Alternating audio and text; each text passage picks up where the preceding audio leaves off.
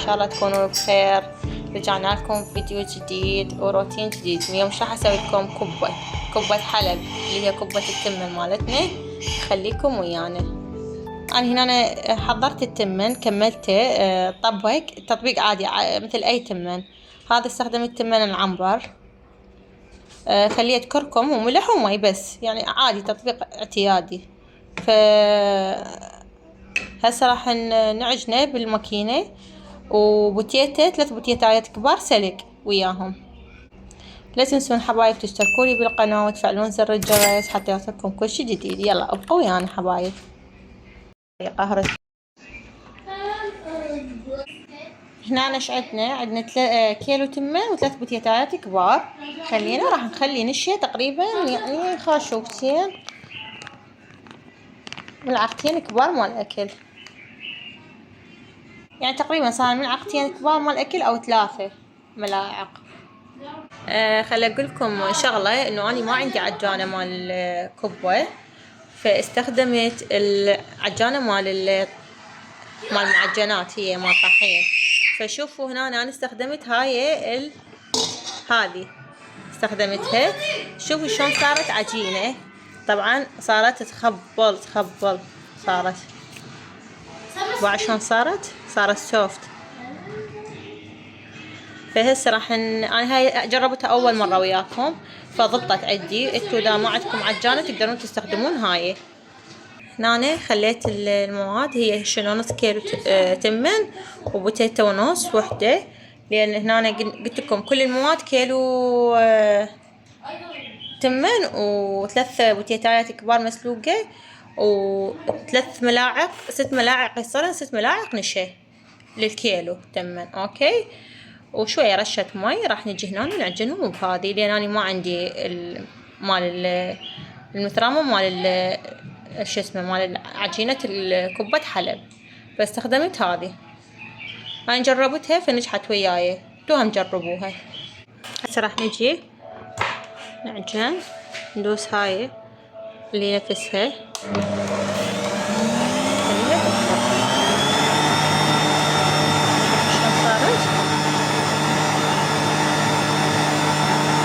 شوية نضيف مي حتى ما تلزق عندنا. نبخ الهواء.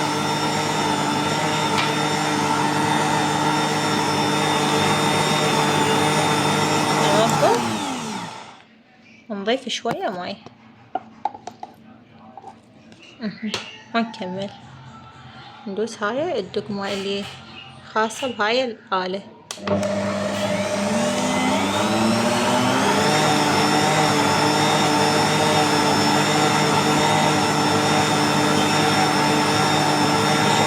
تعجن كلش طاري، يعني كنت حايرة بليش أعجن لأن صراحة إيدي كلش هالفترة توجعني، فجربت قلت خل أجرب والله ضبطت عندي.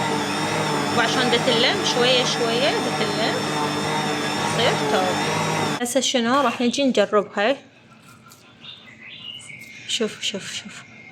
شوف اللمعان، شوفوا شلون صايرة سوفت. تشوفون شلون صايرة سوفت. هسه اوكي تمت العملية بنجاح، ضبطت وياي. بنات لا عبالكم اكو شي مستحيل، ماكو شي مستحيل. احنا هنا بالعراق ماكو شي مستحيل، خاصة الامهات العراقيات كل شي يقدروا يدبرون، كل شي يقدروا يسوون. فاني صراحة قلت خل اجرب والله بكت الله تضبط عندي. لان مرة شفت باليوتيوب وحدة تسوي بالخباطة مال الكيك العجينة مال الكبة مال كبة حلب، فجربتها قلت خل اشوفها والله فظهر يعني كلش ضبطت. اوكي، انا شلت الهاي الشفافة حتى تشوفون زين. نتركها ونكمل الحشوة مال الكبة. هسه راح نترم الحشوة. اللحم خليناه على النار. راح نترم البصل.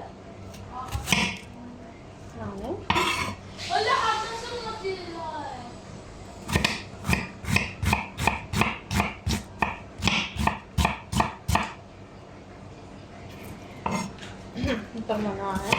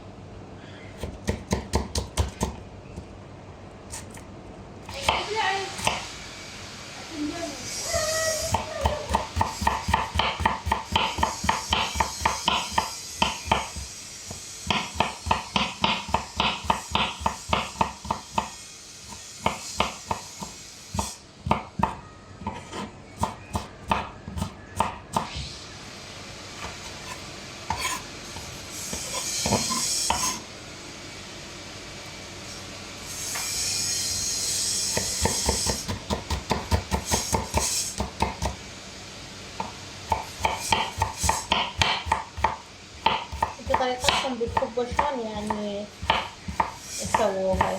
أنا هاي طريقتي الصراحة، تطلع مقرمشة وكلش طيبة وما تنخل عندي بالتقلاف، طعم الحشوة كلش طيب.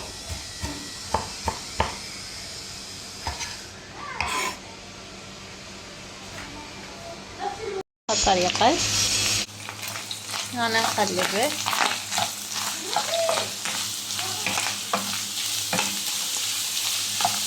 يذبل عندنا البصل نخلي البهارات بدون ما نخلي ولا قطرة زيت، حتى ما تنفل عندنا الكبة ثاني بدون زيت، طلع الزيت مالته مال اللحم.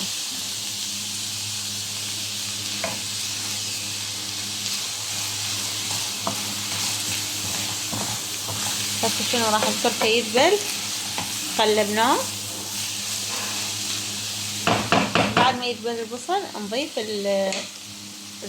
البهارات، الكركم، الكاري، شوف شنو عندكم انتم تحبون تخلوه. وراها نضيف اخر شي ختامي نضيف الكرفس حتى يبقى نفس اللون، ما يذبل ما يتغير لونه، يبقى بيه خضار.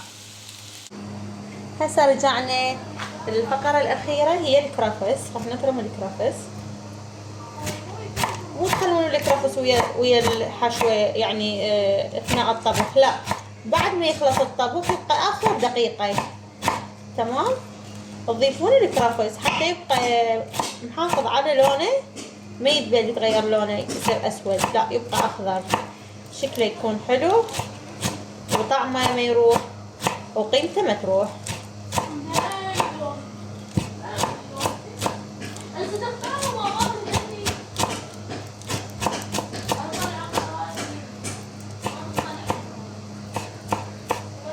أنا أحب أخلي لوز مقطع ويا الكبة، بس أطفالي ما يحبوه فما راح أخليه، ما يحبون اللوز المقطع.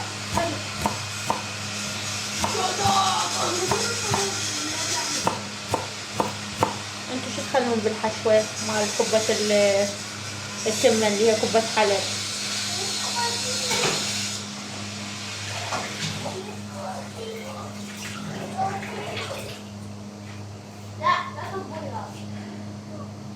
هسه ذبل عندنا اللحم هو البصل، وعوض العفريت البصل. تعالوا خلي اسوي لكم، تعالوا هنا شوفوا ذبل البصل. راح نضيف البهارات، ملح، كركم، كاري، فلفل اسود، بابريكا، هذني اللي اخليهن اني للكبة التمة. حبايب هاي اللي استخدمت للكبة، كركم وكاري وهيل وبابريكا، فلفل اسود، زنجبيل وبصل مطحون وثوم. هذني كل واحد شوية شوية، بس الكاري والكركم تكثرون والباقي شوية شوية تخلون رشة رشة. هنا شوفوا خليت البهارات، بعرف شنو نسيت، تدرون خليت البهارات والملح ما خليته، هسه راح اخلي الملح. هسه خلينا شنو، خلينا الكرفس بهالطريقة.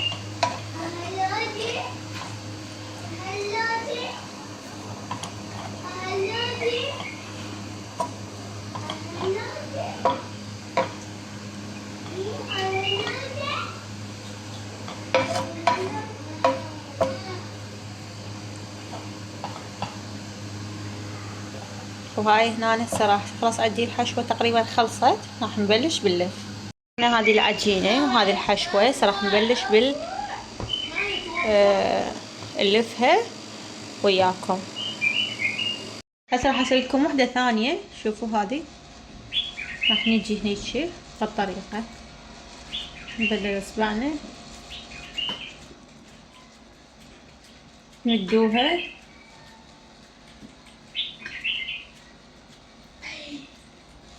راح اعلمكم هسه طريقة حتى تنجح عندكم التقلاء مال الكبة ما تتفلش عندكم. يعني من ضمنها انه لازم الزيت حامي ولازم الطاوة غميقة، ومن ضمنها اكو شغلة هسه راح اعلمكم اياها، انه مت تحشون الكبة تفرغون تفريغ تام من الهواء، تضبطون هيجي وتسدون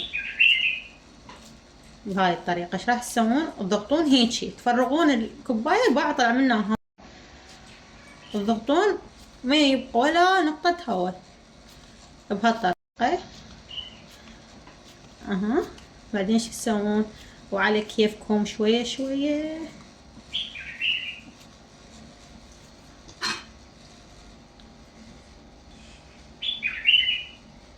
وهنا صارت عندنا، شوفوا شلون صارت جاهزة. هنا خليها.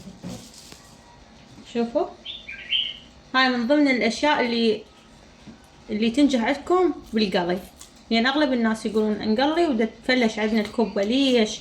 الزيت ما حامي، الطاوة لازم غميجة بيها دهن هواية، الكوباية من تحشوها لا تخلون بيها هواء داخل العجينة. وايضا هيجي تضلون تسوون هيجي بيها، بعدين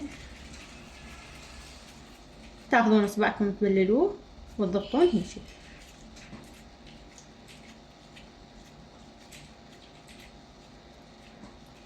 هذا اعلمكم على الطريقة حتى تنجح عندكم بالتقلاء. يجوز تنجح عندكم العجينة بس انتو طريقة شو اسمه ما تسووها زين، يعني باللف بالتقلاء ما تخلون زيت هواي وطاوة تكون يعني غميجة. ما تستخدمون الطاوة هاي العادية مال التقلاء، لا تصير شلون الطاسة. شوفوا شلون هيجي تضربوها شوية شوية، تضغطون. نجي نفرغ الهواء، لا تخافون وضغطوا ما راح يصير شي، ما راح تنفل عندكم، بالعكس راح تتلابس ويا العجينة الحشوة. هاي هنا شنو عبالي مزروفة. شوية ماي حتى تلزم.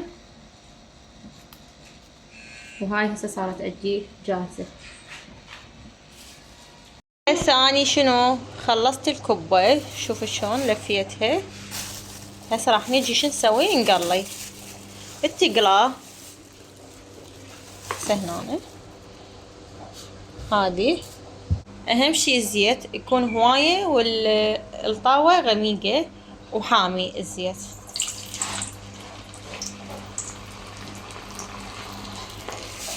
هاي الثانية 3 كل والكمية لا تحطون هواية كبة كافي، لا 3 اذا طاوتكم هيجي هالحجم 3 لان كل ما تزيدون عدد الكوبايات بالزيت الزيت يبرد، فخلوا زيت حامي والموضوع طبيعي وحتى تتقرمش عندكم الكبة. هذه اللون مالتها يسمونه صار.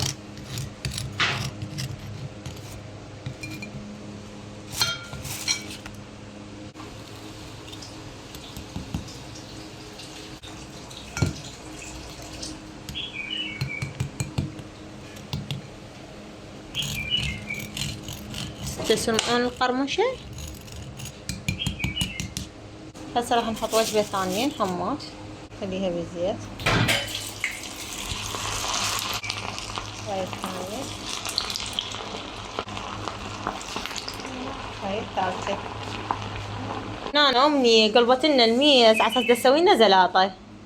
امنية شنو زلاتك؟ خس، طماطة، ايه وخيار وبعد دبس الرمان ليمون وملح. عافية. هاي سويت لنا زلاطة ومني اليوم راح يخلصنا. وهاي قلبة الميز. ها دير بالك. راح افتح لكم وحدة شوفوها. واو من قد ما مقرمشة. واو واو شوف شلون مقرمشة. سمعت جيب مشروب. هذا مشروب. يلا جربوا. شو هنا هاي شنو عيني. اي حر ايش بيكم.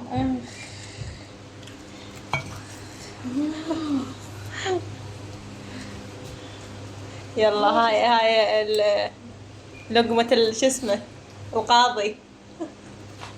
يلا جربي.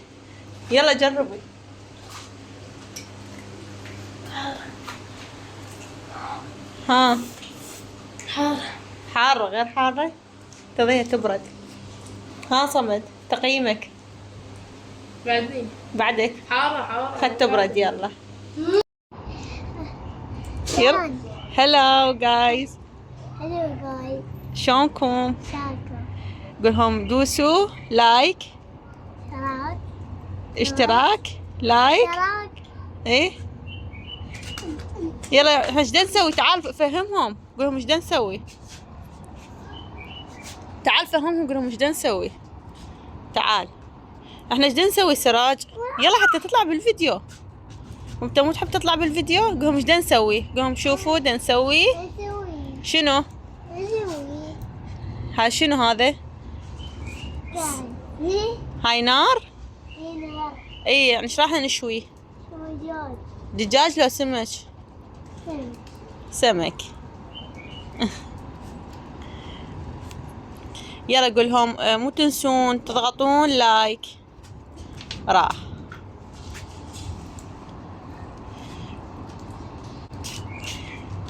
هنا نشوي سمك. طبعا ثاني يوم من الفلوج ما كمل فقلت خلي اكمل لكم اياه حرامات حتى شوي يصير عندكم وقت لان انتم تحبون انه الفيديو يصير طويل فخليكم ويانا.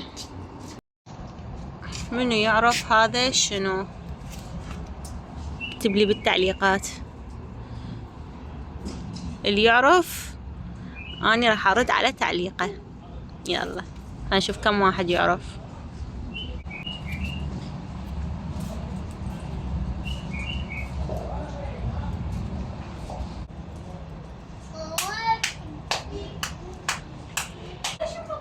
سراج قاعد منتظر النار تهدأ. سراج حلو هاي حلو.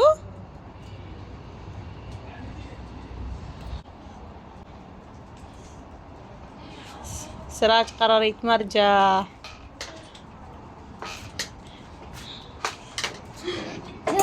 جودي على كيفك حتى تطلع بالكاميرا. على كيفك. هاي جو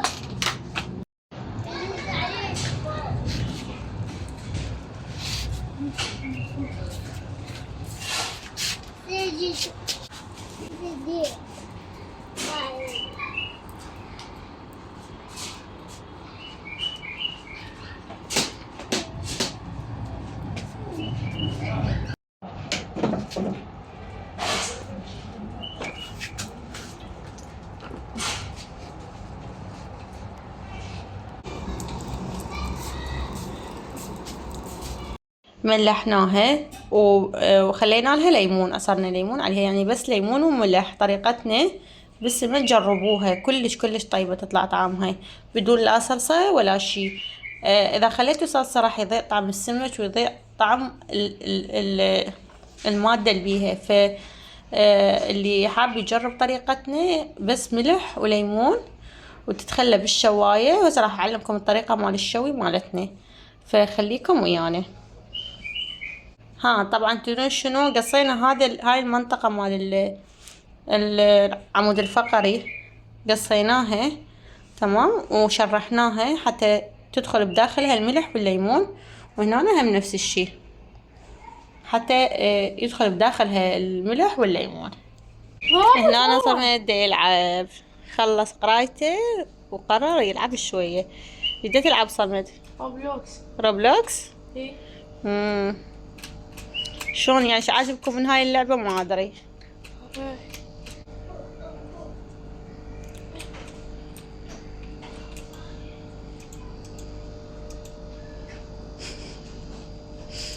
هنا خلينا السمكة بالشواية.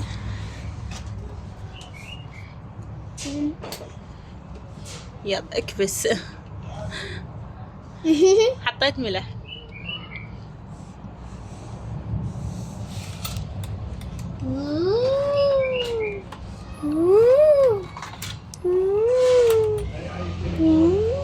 حبايب ايش راح تخلوها؟ اول شي تخلوها على الظهر، لان ذاك يوم انا نزلتها على التيك توك كلش عجبتكم الطريقة، فقلتولي نزلينا الطريقة، فهاي نزلت لكم اياها حتى مو تقولوا من نزلتها. اول شي على الظهر تخلوها، شوفوا شوية عالية. سوينا استوت الظهر مال السمكة وقلبناها، خلوها تنشف من هنا تستوي وتنشف، بعدين يلا تقلبوها على الوجه.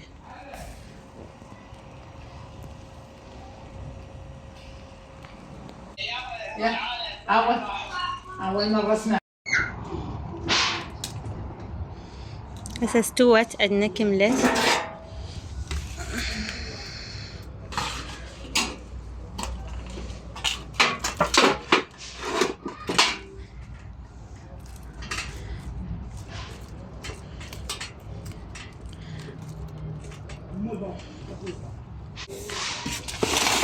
هاي بدون صلصة بدون كل شي، بس ملح وليمون. شوف شكلها.